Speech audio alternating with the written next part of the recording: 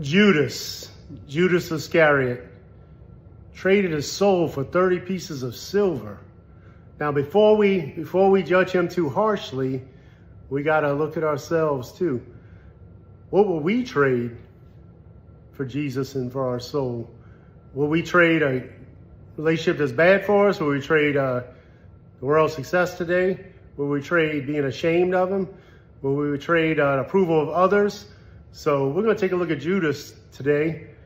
So Judas was chosen as a disciple by the Lord himself. And it didn't tell us how he was chosen, but it shows us that Jesus chose him.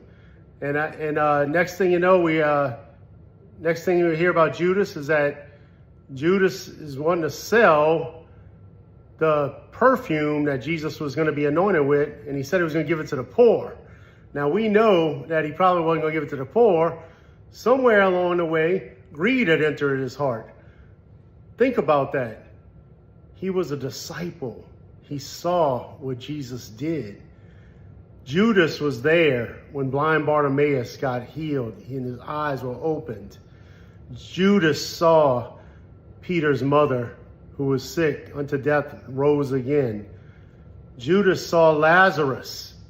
Think about that. Judas was there when he saw Lazarus come out of the grave. Judas was there, as were the other disciples. Judas saw Zacchaeus in a tree and saw a heart that could change by Jesus. Judas saw all these things. But yet, somewhere along the way, since he was the treasurer of the disciples, greed had entered his heart. Somewhere along the way, he let the devil in. So here we fast forward again. He's wanting to sell the perfume for the profit. He counted the money, the love of money. It got into his heart. Judas let it in, even though he was chosen personally by Jesus.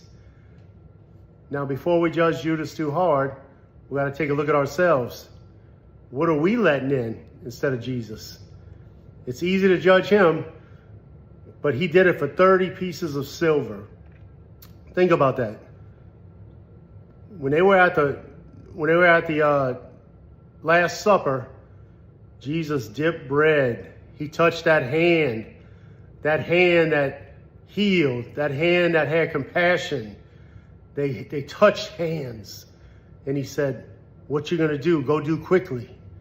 And the Bible says the devil entered his heart. He was possessed. The devil possessed him. That greed allowed possession. He was trading eternity for temporary. He was trading what's going to fall away for the eternal. And we fast forward to, he traded the 30 pieces of silver and sold Jesus. And Jesus said it's better that man not have ever been born. It's better that he would have never become a disciple and never known Jesus.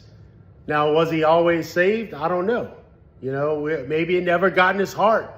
Maybe he never believed. Maybe he was envious. He was the envious type, the greedy type.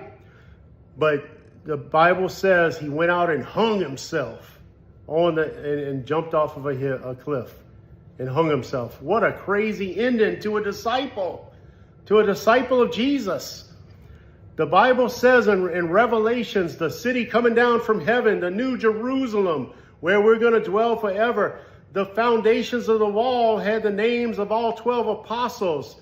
Judas could have had his name written on the walls, foundations of heaven forever. Think about that. Think about that. Think about that. He traded temporary pleasure, temporary money for eternity. And let's give a lot of people don't realize the 12th disciple chosen. Let's give Matthias credit because he took Judas's place. Now his name will be written on the walls of foundations of the heaven, walls of heaven forever, forever and ever and ever. Those names, those 12 apostles, along with Peter, James, and John, and Peter, James, and John will be written forever on the foundations of heaven. So, oh, and by the way, he came back and threw the pieces of silver down. And then he was guilt-ridden. He said, take it back, this is blood money. And they couldn't care less. Then they got what they wanted. The Jewish religious people got Jesus to betray him. Was it all just part of a plan? Yes, because we're predicted in Psalms that it was part of a plan. But yet, did Judas have a free will to still choose? Yes. He wasn't forced to let the greed in. He wasn't forced. So never think that Judas was doomed from the start. He wasn't. So again, it's easy for us to judge Judas. But let's think about, let's examine our hearts. What are our 30 pieces of silver? Is it pornography? Is it a relationship that we shouldn't be in? Is it letting worldly things in our heart? Is it the approval of others? Is it greed like Judas, the love of money? Let's look at our own hearts and look at your heart, as I will, and make sure that we don't have things that are going to make us trade being on the foundation of heaven forever for temporary pleasure. Hey, if you like this video, like and subscribe. A lot more to come. Come join the family. Love y'all.